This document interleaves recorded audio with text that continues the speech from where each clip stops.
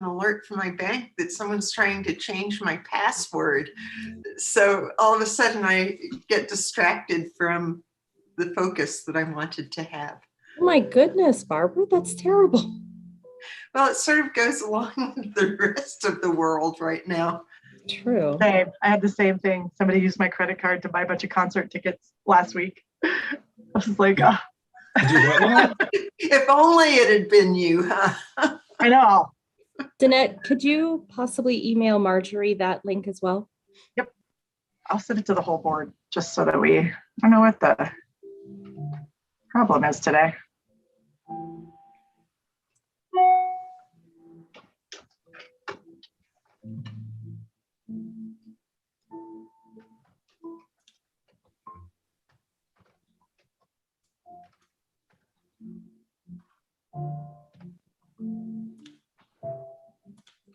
All of those that are in the meeting, please ignore this email.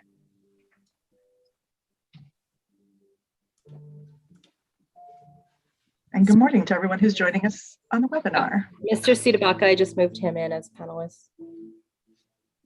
Great. It's Peggy. Yeah, Peggy's here. Oh, there's Commissioner Barboa. Awesome. Good morning. Good morning. Good morning, Peggy. Happy New Year. Happy New Year. 2022. Who would have thunk? Keep saying it. It'll come true eventually. Yeah, let's have that positive, optimistic outlook. Yes.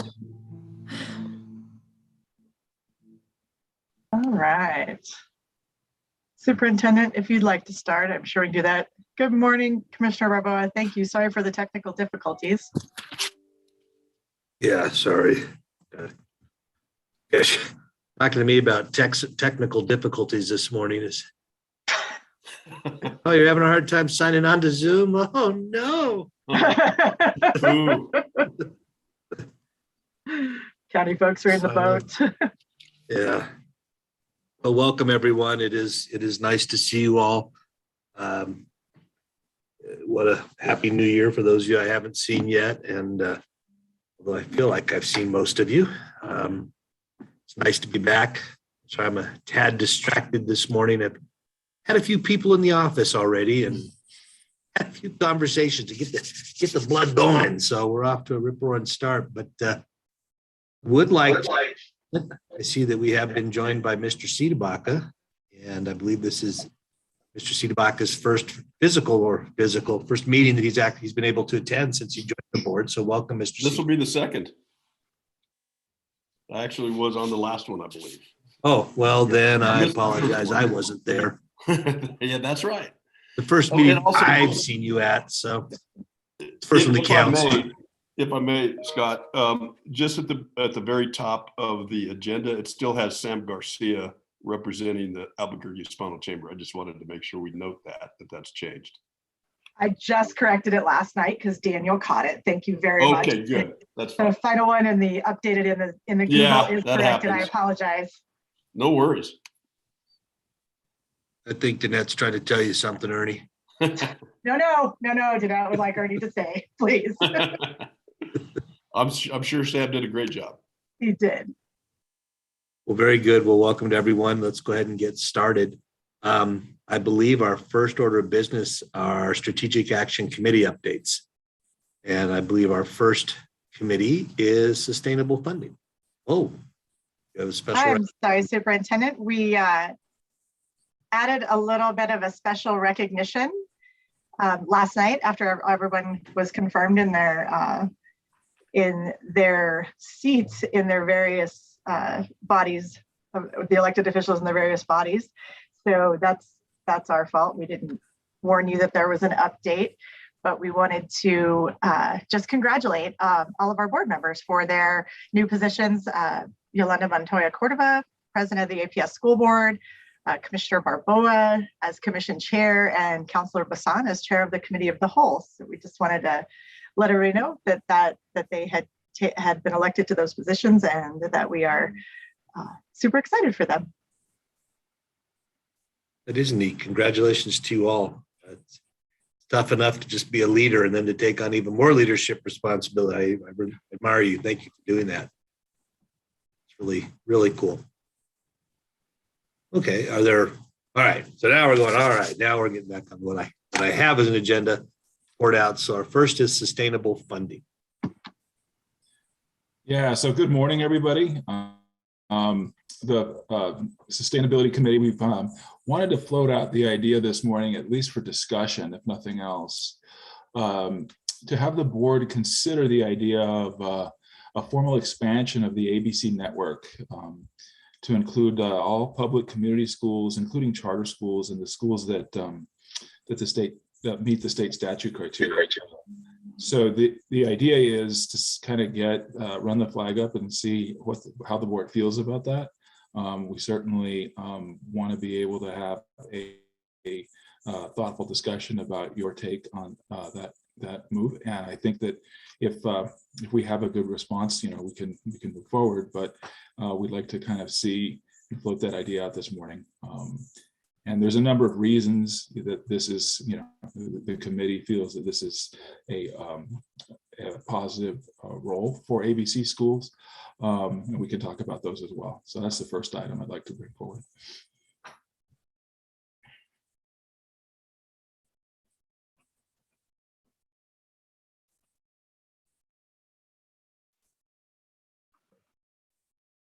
So I do have a question about that. How would that change the relationship that we have already with, for instance, charter schools, and why would there be a benefit to doing this?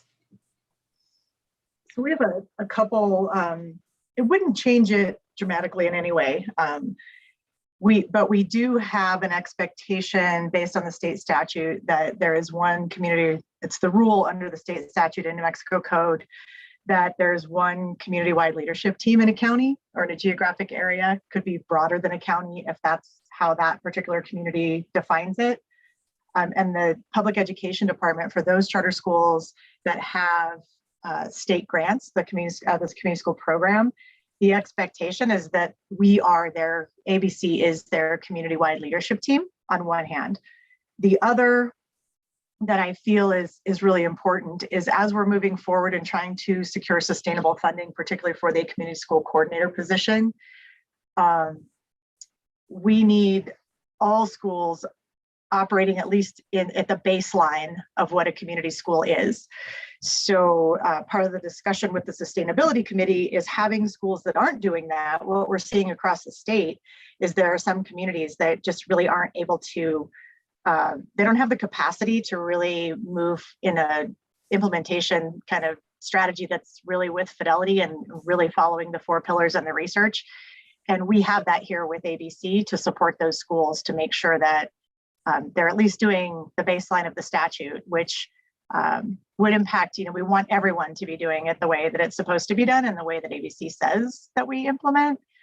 Then the third thing would be around funding, which I think is probably the biggest concern of those that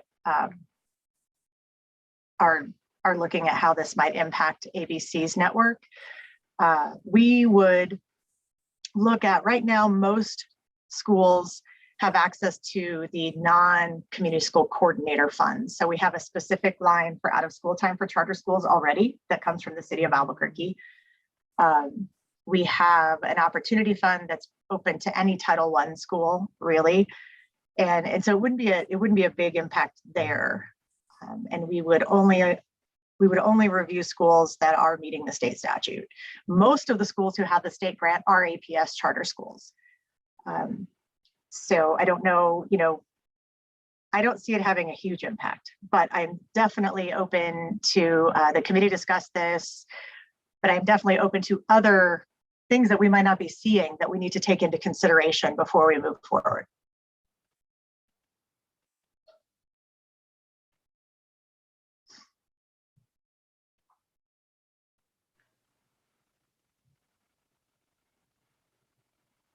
Any other concerns or thoughts around broadening the network? Right now we have 51 schools that are traditional schools, and there are 7 charter schools, 2 of which, NACA and the Sign Language Academy, we don't anticipate wanting to join the ABC network. We have heard from all of the other schools.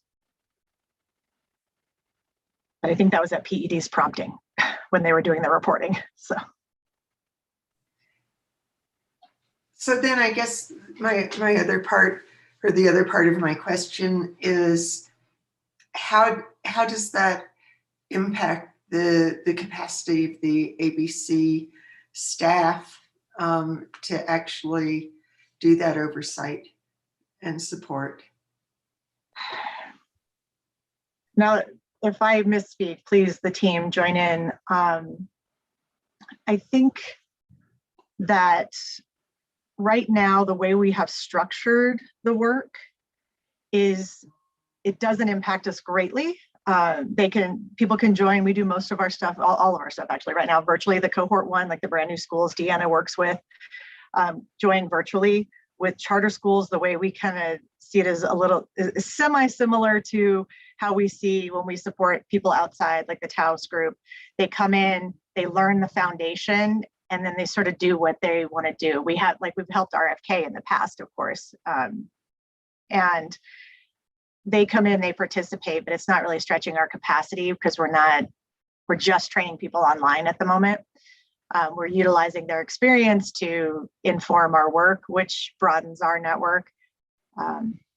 That doesn't mean that doesn't change in the future, though. I mean, that's where we are right now with the couple of schools that we that have joined that cohort 1.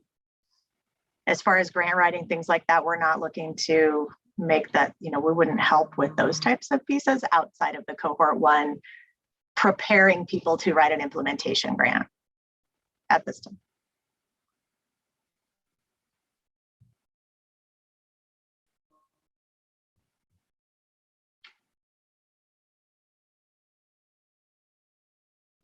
Any other thoughts or questions or? I guess, is there a recommendation? I know there was some discussion, but do you have a recommendation that we should? From the ABC team perspective, and then the discussion we had with the sustainability committee, is that we allow for schools that are within Bernalillo County that either have a state-funded grant or meet the standards of the statute to have the option to join the ABC network. We're going to continue to get pushback from PED that we are not a community-wide leadership team. I think is what's going to happen if we don't. Plus, I also feel like all of these kids are in schools that are in our county, and as ABC, we're a geographic area, and the city and the county funds go into paying for a lot of the work that we do, as well as the APS puts in a lot, which covers a lot of their schools, and we contribute to that. That they're all in our county. And they're all our students. And so the team has discussed it quite a bit because of capacity issues, particularly right now, and just feel like it's the right thing to do. And that if it moves in a space where we don't have the capacity, then we would bring that back to the board to talk about how we address that. So do we need a motion? Yeah, we do have a resolution that was in your board packet, but due to some other issues I did not get that out till last night. I think I talked to Enrico last night about it, and we have a resolution. If people want to move forward and do a motion of that, if you would rather read through the resolution and wait till February, that's also perfectly acceptable. It's 100% up to you all. Yeah, sorry, I'm sort of distracted here. I apologize. I'm getting texted crazy. I don't think, Jeanette, that I got that. Oh, there it is. Resolution. Do you all have the resolution in front of you, or would it be easier? Do you? I haven't read it, so I know what I would ask for, but I don't know if the rest of you have taken the time to read it and feel comfortable voting on it. Do we have anyone who would like to wait? I guess what I need is some discussion on, do you want to do this now, or do you want to wait till the February meeting? I guess the question then is there any urgency? Because if there's no urgency, then it might be good for everyone to have time to read the resolution. If there is urgency, we could take time right now. I don't think there's urgency. It's really just about moving towards the collaborative approach. The grant process that isn't going to start up again. And again, you know, we're supporting those that ask. We're not turning people away. It's just not a part of the formal ABC network, and we don't really seek out funds for specific schools outside of the 51 traditional APS schools.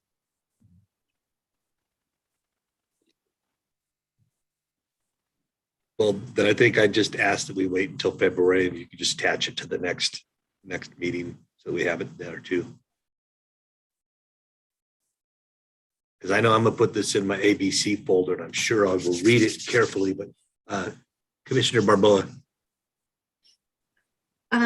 Yeah, thank you, Chair and Danette and members of the committee. I guess a little bit of a question I had, just, and I'll read through the proposal. Maybe it doesn't even have anything to do, but if we're, I've ran into, I know because there's like, the county provides part of the fund. I ran into where I wanted to support some stuff, some folks with my DDF, and because of like the county relationship to ABC community schools, there was like just a different way we wanted to work it, right? I guess I'm just wondering if we're going outside of Bernalillo County, does that make any difference for those folks and their counties, or how they're, it might not be anything. It just made me think if we're outside of the county, does it provide any barriers for folks outside of the county to directly access fund? We would not be outside of the county. It would just include schools within the boundaries of Bernalillo County, whether they were traditional APS schools or not. It would be charters that met the criteria, though. They would have to be meeting the baseline of the state statute, or have a state grant, which would mean they had to meet the baseline of the statute as well. Okay. Danette, I know that we just said we're going to probably wait to do this, but I am curious on the draft resolution, why it has on section C, the whereas clause, why it says include a description of the ... community-wide leadership team. Yeah, that just. There was just a lot of extra language in there for the sake of brevity that we removed, but we can put that back in if you would like us to. Okay. It wasn't relevant to the resolution, the part that we removed. Okay. It just seems like it says the description of the, and then you're wondering what the is coming from. So maybe even if it's a little bit more inclusive of something in there, I think that might be beneficial, because to me, I'm thinking, what is the description of the what? Absolutely, we'll make that change. Thank you.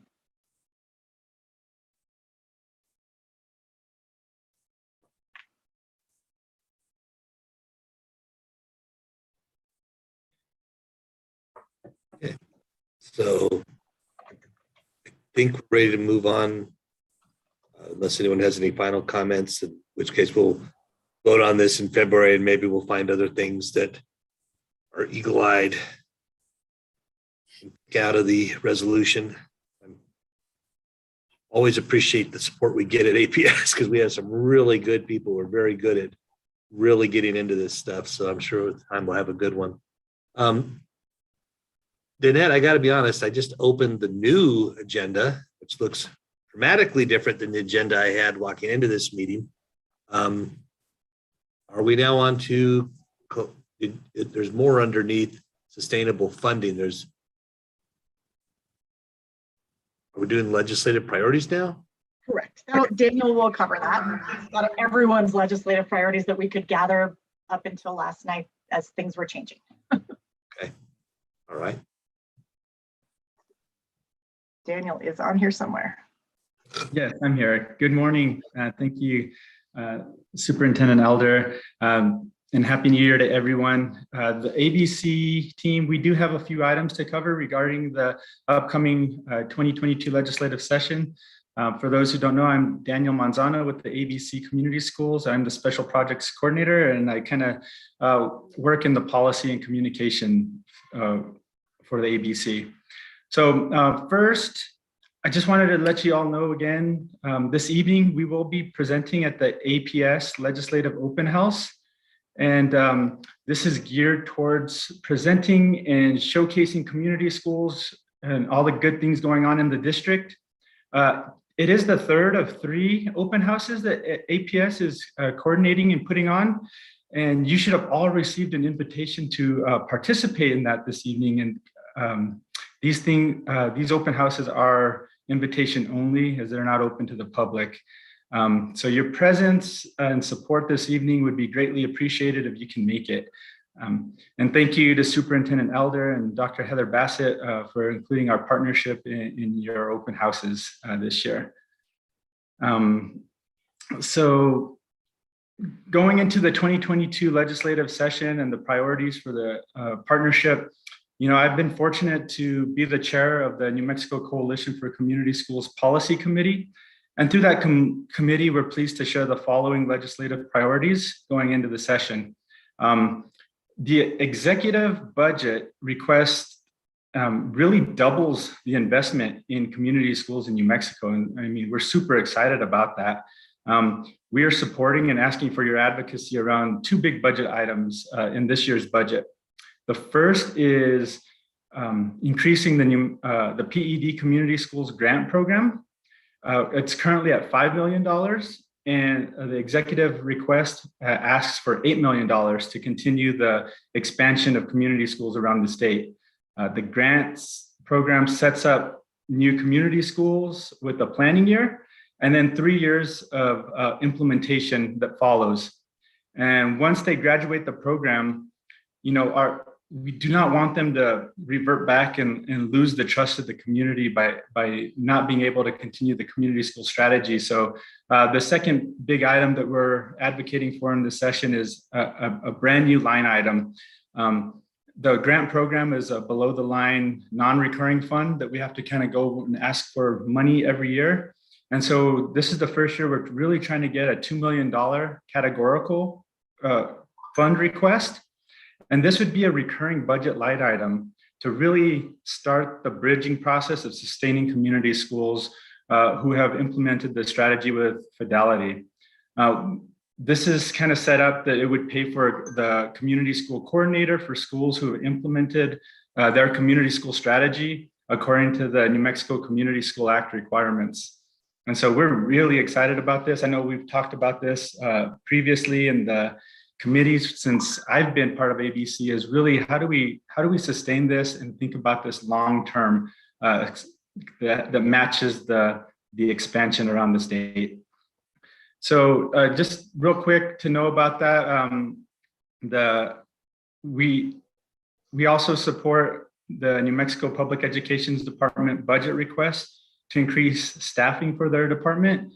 They have filled all available positions within the department, and they have a 1% vacancy rate, which is phenomenal. But they need more staff to help support districts with the increased initiatives such as the Extended Learning Time Program, K-5+, community schools, expanded federal resources, just as a few examples. The real caveat behind this support for us is that they put at least one new FTE in the community schools department. We've talked with them, we received their word that this would happen, and actually we hope that it's more than just one additional FTE. They've done great work and they've supported the best that they can, but as community schools continue to expand, the infrastructure and support just has to grow to match that expansion. And so just real quick to let you know, the executive budget is a $10 million request, $8 million in the grant program, $2 million for the sustainability fund. The LFC request is different. The good news is they still recommend $7 million, which is a $2 million increase than this year for the grant program. But they have not made a budget request for the sustainability line, as they just need a little more information. I think they like the idea.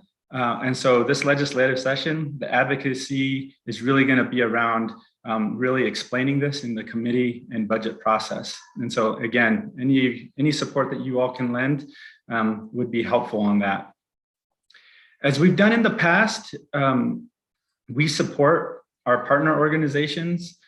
We support the legislative policies that can help reduce barriers, increase access and opportunities for our students and communities to health, socio-emotional supports, school-based health centers, equity housing, food access, all the things that we want to do through a community school strategy.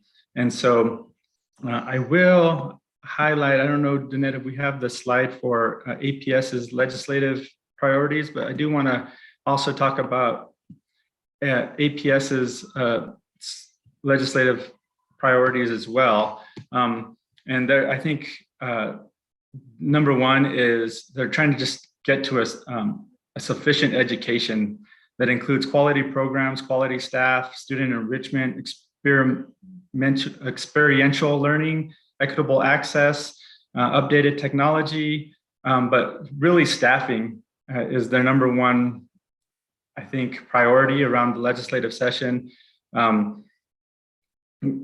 Extended learning time is not just additional days, but increased instructional learning opportunities for sufficient education can and should be locally designed. Educational programming in the midst of reform are kind of the top three things that they're really pushing for. And Superintendent Elder, if you wanted to expand on any of those, please. I really did it really quickly. Well, it's not an APS meeting, so I think the big thing, though, and I appreciate you guys including, I'm glad you guys are doing your thing tonight. I think it's going to be good, and I hope some of you can join us. They're great conversations. The biggest issue we face is the same. I mean, this is a crisis, folks, is our staffing. It is significant, and it's, there's two things that I think we're pushing at the state legislature. One is obviously salary. We know that salary is important, but it's also working conditions. And, I think the concept of teachers having time during the day to plan and to talk and to do their work, things like grading, which we all expect, but always happen outside of the duty day. I'm trying to build that time into the day. And so it goes, as well as the need for sufficient pay for our lowest paid employees, who are some of our most valuable and essential workers. I think about our food service workers. I think about our custodians, our EAs. These are people that have dramatic impacts on the life of the school and the life of our students. And we need to do something for them. And I'm glad that's our push. And it's a little bit more than that. And again, as far as the educational programming, we have a number of elements, but one of those is community schools. And, I think part of the conversation this morning that we just had about expanding community schools is interesting, because I know how, quite frankly, Danette, I know how stretched you guys are. And I know how stretched we are to support it. If we're going to have community schools, it's not just funding it, it's making sure it's sufficient funding that we can have the support staff to make sure that they can be a community school. Because I think what we've learned is being a principal and a teacher at a community school is a little bit different than being a principal or a teacher at a non-community school. And we have to be able to support that. So those are my really quick version, because if I go on, I'll go on all day. So thank you for giving me a moment, Daniel. Yes, of course. So those are kind of the things it's all interconnected, all the different things towards education, and we want to be inclusive and support all because like you said, superintendent, leads to the culture of the school, which is at the heart of what community schools addresses. And so this year, to help keep track of all the different items we're following, like in years past, we're putting together a build tracker. This is a spreadsheet, and it should be in your packet, board packet. And it's a spreadsheet of all the bills we're following. And the way we've organized the bill tracker is really that we show it by bill title and number. We briefly describe how it connects to the community school strategy. And we put a priority level on it, so you can see the priority on it. We kind of reserve the high priority section for the items mentioned in today's meeting. But we also, as things pop up, we track things that we think is relevant, and we put either a medium priority, which means it does closely connect to the strategy, and it may reduce barriers or increase opportunities. And so we're curious and we want to see that. But also, when we put low priority, it just means it's on our radar and we're watching it, and we're not necessarily going to be going to the committees to support or against it or anything like that. We're just kind of following it. But at any time, we can elevate with the board's input, something from low to medium or medium to high, depending on what happens during the session. And so those are kind of the main things. I think the last part that I'll just leave with, because I'm trying to go really quickly, but there's also I want to make sure it's on everyone's radar because it's super important. But there's a lot of federal resources that are possibly coming. One, the Full Service Community Schools Act, Expansion Act, is in the budget, in the president's budget, and it's looking like once they get past this continuing resolutions and actually do a budget, it's going to go from $30 million US wide to $400 million US wide. That's a humongous increase. And so we've already been in touch with our congressional delegation, and we're in line to have access. And from the statewide coalition standpoint, we're trying to be very statewide strategic in putting federal resources where we need them. On top of that, we talk about capacity and technical assistance as community schools continue to expand, and we need to meet that match. And we have put in a $1.8 million request that is also in the budget, went through all the committee process. It's under the earmarked program that they're doing again. For $1.8 million to create a statewide technical assistance center that we would partner with the coalition and with the New Mexico Public Education Department to really be thoughtful to create and design a statewide technical assistance center. As we find out that there's a lot of these new rural areas that are popping up community schools, and they really don't know how to do it. And there's really not that much support to do that. So that's really what that's aimed at doing as well. And so that's kind of all the things in the hoppers, and it's all great news. A lot of resources, lots of promise, expansion, legislative support. I think we're just in a fantastic place to be policy and budget-wise.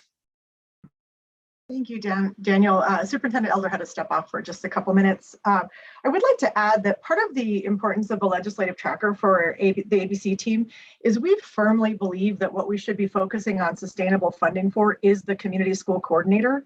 They are the cornerstone of this work. In partnership with the principal and their site-based leadership team, which we call Community School Council in Albuquerque, they are really the holders of the structure of how we change the way we deliver education and how we engage the voices at the table who are generally furthest away from the decision making.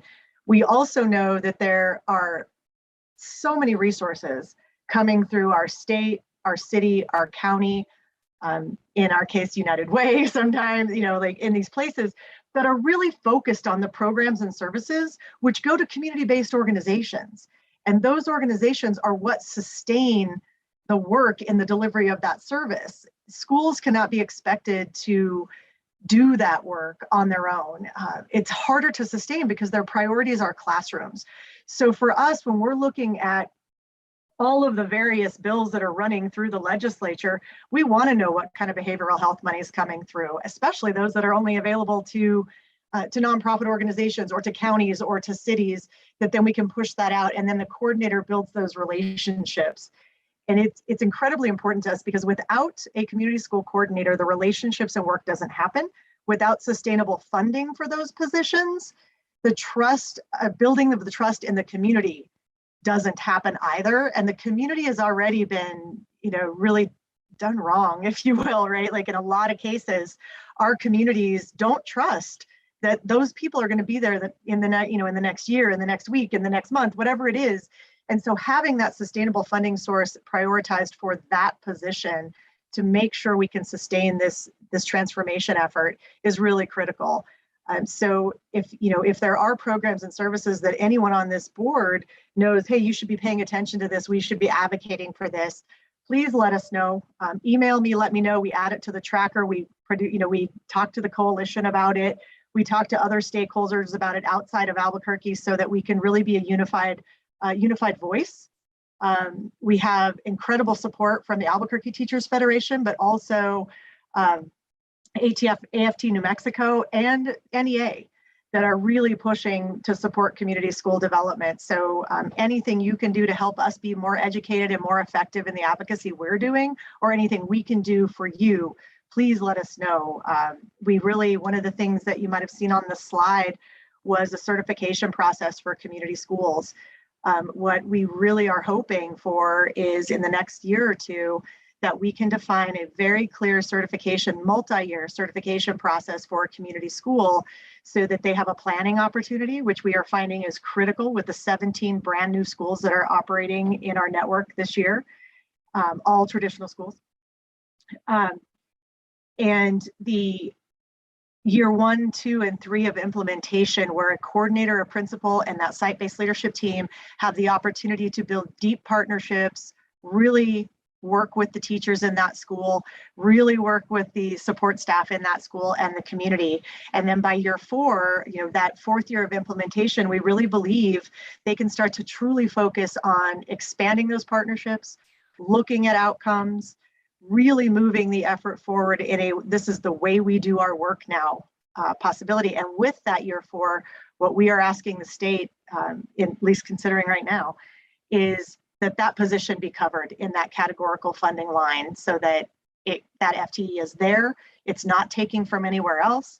It's coming directly, it's coming specifically for a coordinator. And then we can really focus on other efforts. So we have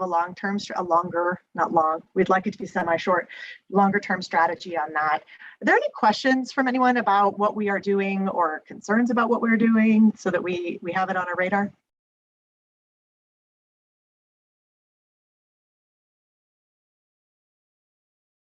Awesome. Thank you. So we're going to then move on to our next strategic action committee. Board Member Peterson is going to update us on the collaborative leadership, robust implementation, integration. So I will rely greatly on my other cohort members for this, but I'll give it a start. I guess we are now the RICL committee. We're the Robust Implementation and Collaborative Leadership. Just to step back for a second, and this may be redundant, so I apologize, but the Collaborative Leadership group got together, and our main task at that point was really defining what collaborative leadership is. And we sort of realized that it needed to be embedded in everything else that we do, and that it made sense to then merge with the Robust Implementation Group, hence becoming the RICL team. And so we met this past week and really talked about our strategic focus and how to prioritize. And one of the things that is so clear is that school staffs are stretched so thin and are so bombarded with many demands right now that doing the kinds of in-depth training that we know needs to be done and want to do, especially with principals and school staffs, this needs to be a planning year for that so that it can really be done well. So our consensus really was for education training and support for the role groups within the realm of collaborative leadership. And so for right now, the focus really will tend to be on the coordinators. And in that process, really moving towards how do we develop the framework for principals and for staff, for school staffs as a whole, as well as, bringing in more parents, bringing in more families, and really augmenting the partners that are already part of those community schools. We also talked about what do we want that model to look like? And the ECHO model really is the way to build on the strengths that we have and further and deepen the understanding and practice. I don't know if everyone here is familiar with what the ECHO model is. It was actually developed based on medical practice, on doing rounds and having a real collaborative approach to what's going on and what are we doing to address the needs, to deepen our understanding, expand our knowledge. And so the model is really, it's also reflected in everything from lesson study for classroom teachers and the instructional rounds that were developed for principals and administrators at school sites. I think it's a model that's really useful. It really is based on the trust and the collaboration of the people within the group. And so I think it will start with the newer coordinators and starting with those cohorts to really support them as they're growing in those roles as coordinators. There will be a bit of a delay just because of the legislative session, the demands that the legislative session put on the ABC team, but hopefully by March, we'll be able to really launch into those training sessions with focused initially on the coordinators. And let's see, I'm just looking at my checklist to make sure I've covered everything. One thing that I think is really important, initially, this group had started looking at data collection and really developing the success measures and how to pull all of that data together. And that is a monumental task. And so I think there's going to be a separate subgroup that will take that on. And there are some really good people with expertise who can launch into doing that. Let's see, Ellen, Marjorie, Deanna, Danette, what have I left out? What else do we need to cover? I just think you did perfectly. That was a great summary. Thank you. It was done hugely with Deanna's support. I hope everyone realizes how amazing this ABC team is for making us look good because they do all the work. I second that. Thank you very much. I am blessed with a brilliant team, I will say. Thank you for letting them all exist. Superintendent, do you want me to continue or would you like to go ahead? No, I'm back for the moment anyways. I apologize. Apparently the entire state is under cyber attack. Don't open anything. Don't touch anything. I'm getting some crazy emails from the small districts now asking for some help because they are getting hit pretty hard apparently. So I believe that since I saw Board Member Peterson talk, we must be on to equity and social justice training. Mr. Brunty. Thanks, Scott, and good morning, everybody. My report will be fairly brief, but important nonetheless. So you all recall that as a board, we did commit to 2 sets of anti-racism training provided by ARDI.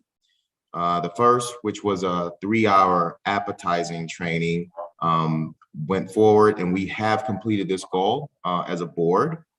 The second part of that training was the 3-day training, and due to a variety of issues that we haven't really been able to get around, we have not been able to get those meetings or those trainings on the schedule. So, we know that we'll have at least 1 new board member this spring, and the Equity Committee is recommending that we revisit the training plan and have a target completion for that training for the fall of 2022. all of the ABC staff did complete the anti-racism training with United Way that was facilitated by Soulfire Consulting Group. We'll also be looking at how we sustain supports for new ABC staff members and ongoing learning as an entire team. And then finally, as a committee, we've been in discussion most recently around restorative practice efforts, in particular at the high school level. And we'd like to begin to look at how the Equity and Social Justice Committee can support pilot projects or seed efforts at local schools interested in this topic as part of their specific community school strategy. And that's my update. Wow. Anyone have any questions about that or concerns? I appreciate the updated schedule. All right, well, hearing none, I believe we are moving on. Oh, I guess we're moving on to community school strategy bright spots.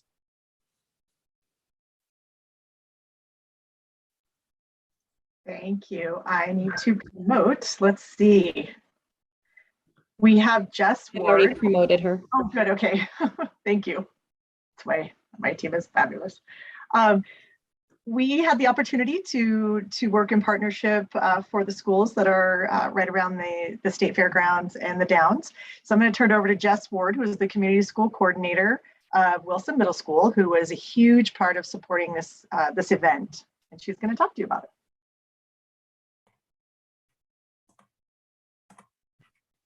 Hi there. I would turn on my video, but for some reason I'm upside down. That was awesome. I thought you were doing some exercises. I mean, I could try and, you know, the appearance of talking on my head, but I probably would distract myself. So I just want to, first of all, say that Wilson was very fortunate to be able to participate in this event. The collaboration that took place honestly blew my mind when we were approached as a school that just in regards to our neighborhood that you know, as a community school coordinator, I think for our families, for our students, for our staff, there are times where we want nothing more than just to know that we're being seen. And this event showed us that we were seen. We had approximately 40 to 45 families that attended from our school. And while I wish that that number was greater, I also want to let you know that that was the Sunday after our break had started. Something to keep in mind for events like this. For some of our families, transportation is an issue. And so we were asking our families to go to another location to be able to participate in this. It was a little cold, but the staff of the Downs were so gracious. Each family that attended was given 20 tickets automatically for their students. And those 20 tickets went for hot chocolate, apple cider. I will just let you know that I walked out with a couple of large cookies and bags of cotton candy. I had my 17-year-old daughter there with me, and she loved the personal, just the way they took care of us. They had a drive-through Christmas display.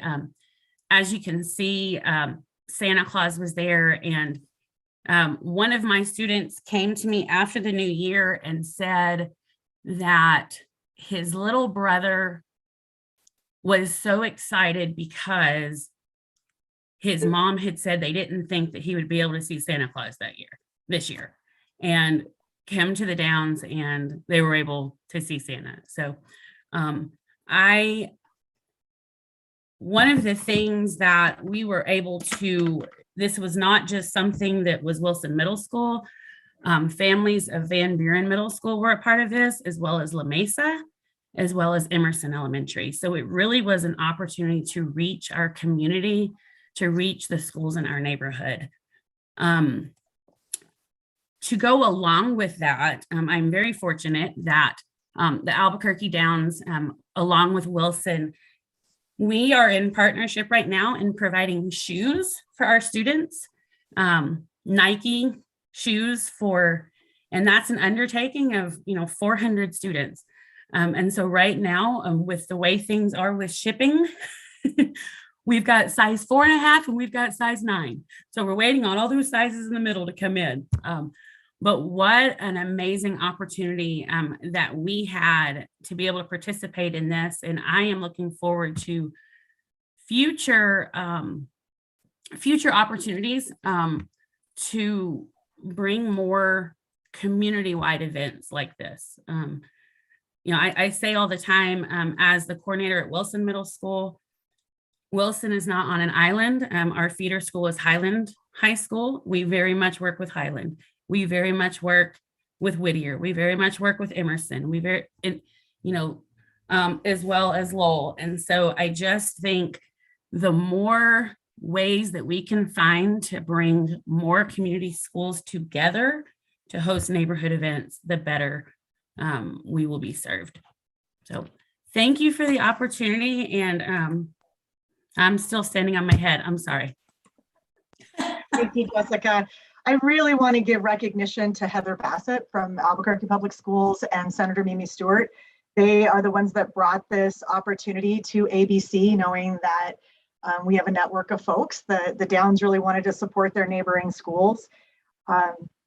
And they were really gracious in looping us in to really coordinate it. And Daniel worked really closely with the folks at the Downs to make sure that we had the right list of schools and the schools in place. And we had students and families from all the schools, La Mesa, Emerson, Van Buren, Wilson, and then we also included Hawthorne and Manzano Mesa, as those coordinators were super responsive to some of the emails that we sent out. So we made sure that they could participate. The Downs intends to do this every year, and each year with the 4 schools that surround their location, they want to adopt them to do either shoes or whatever comes up from the schools that is the biggest need. They want to be able to do something for the entire school, so they're going to rotate it. And really, thank you, Heather, for giving me a call and saying, hey, do you guys want to help with this? Because it really was a great opportunity. It was a great event. So thank you. I would just like to personalize it just a little bit. Like the Downs did amazing, but really at the epicenter of it all was Paul Blanchard and his wife, who really wanted to personally out of their pocketbook give back to their community. And yes, they're the owners of the Downs, but getting to talk to them and seeing these kids walk out with brand new bikes and families leaving with these trees. They gave all these trees away to the families so that they'd have trees. I mean, it was just fantastic. And just want to personally, on behalf of the ABC, just recognize Paul Blanchard and his family. They were all there helping and contributing. And it was a really amazing event that they did out of the generosity. Thank you, Daniel. And we also had another opportunity that was fantastic and brought to us by the Bernalillo County Commission. And in particular, Commissioner Piscotti, who hosted an event on behalf of the council, or the commission, sorry. And I'm going to turn it over to another Jessica, that is also a community school coordinator at West Mesa, and let her tell you about their experience. So actually, Danette, poor Jessica has lost her voice. So she asked if I would speak on her behalf, and she sent me what to say. So Jessica's going to just smile and wave. But she is the community school coordinator at West Mesa High School. And Commissioner Piscotti did contact Danette and gave us tickets to hand out to schools.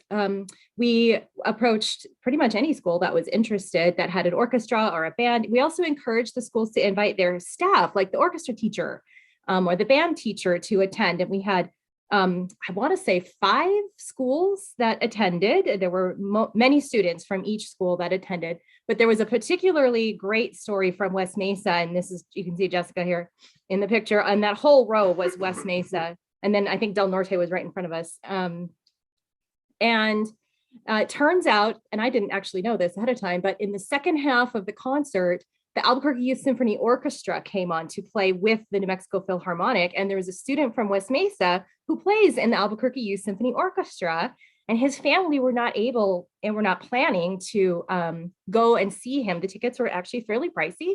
And so we were able, Jessica at West Mesa was able to offer his family tickets so they could come and see him play with the Albuquerque Youth Symphony Orchestra. It's really special. Commissioner Piscotti did a wonderful welcome to all the community schools at the beginning of the concert, recognized everybody who was there, and the students and the families that we have heard from have been so appreciative of the opportunity. And it was, I grabbed a ticket for myself, and it was wonderful. It was a really great concert with a world-class conductor. Actually, it was great.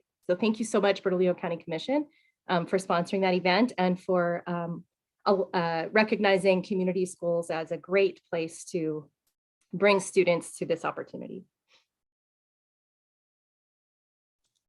Just a quick question about the event. My son played in AYS for 4 years, and I went to that Christmas concert regularly.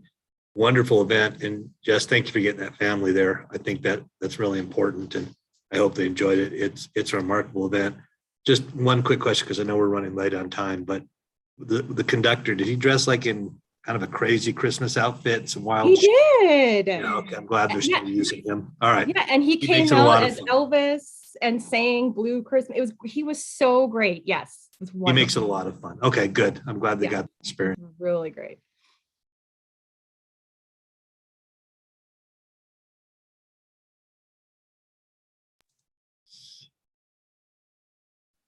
Oh, We also have another quick highlight, I'm gonna be really quick about this one because I know I definitely underestimated time today, but I want to congratulate Deanna and the Public Education Department on an award for a grant out of MIT to really study the mobility, highly mobile students, and utilizing the community school strategy in really stabilizing families.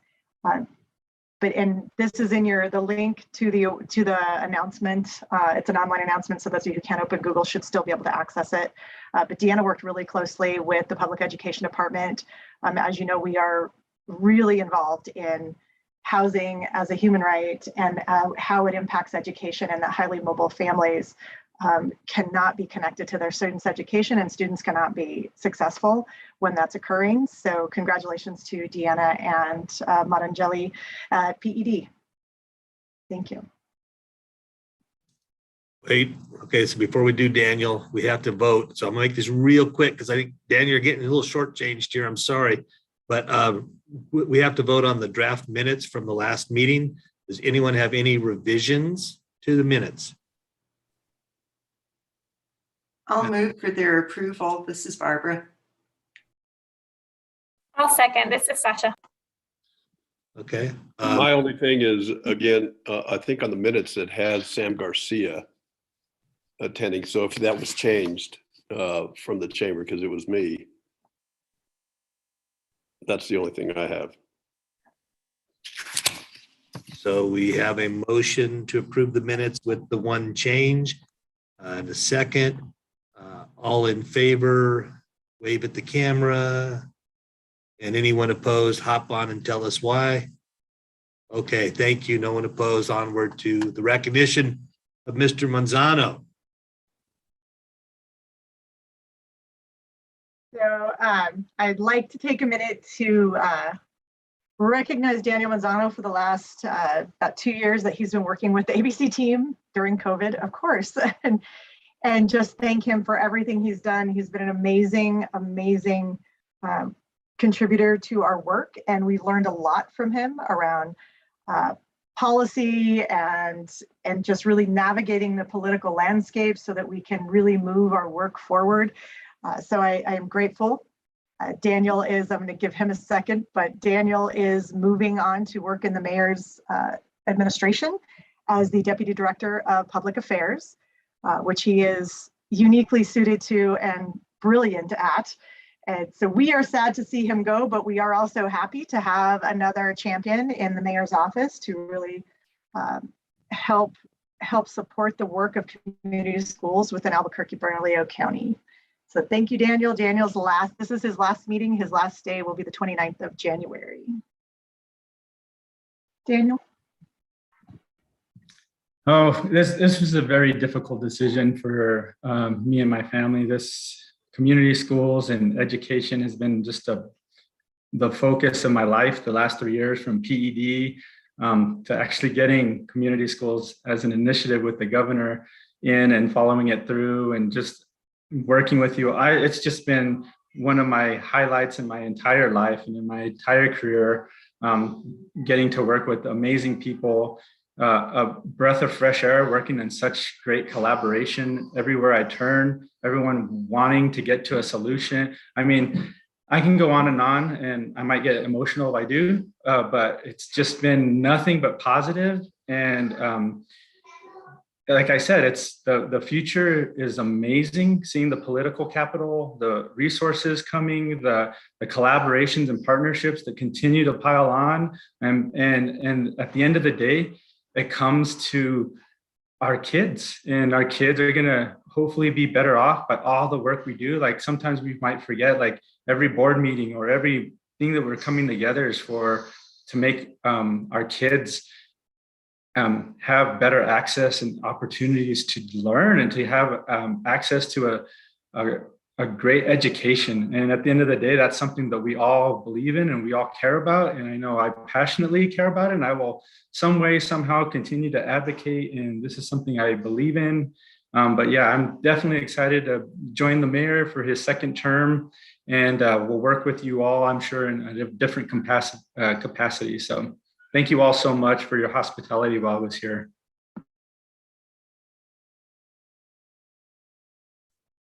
Thank you, Daniel. I hope you take a moment to read all the comments that are pouring in on the chat. I think I simply will summarize it by saying you've been remarkable, and we really will miss you. I appreciate your professionalism, your knowledge, and the skill you've demonstrated in supporting the students of Albuquerque and Bernalillo County. So thank you, sir. Wish you the best. And with that, I would encourage you all to read in the announcements. There is the 100% Bernalillo County survey link and some other things you should probably look at. So if you pull up the agenda, you can peek at that. They're showing some things here, and I believe our next meeting is February. Oh, there it is. Next meeting is February 10th. And with that, I believe we are adjourned. Thank you all. Thank you, everyone.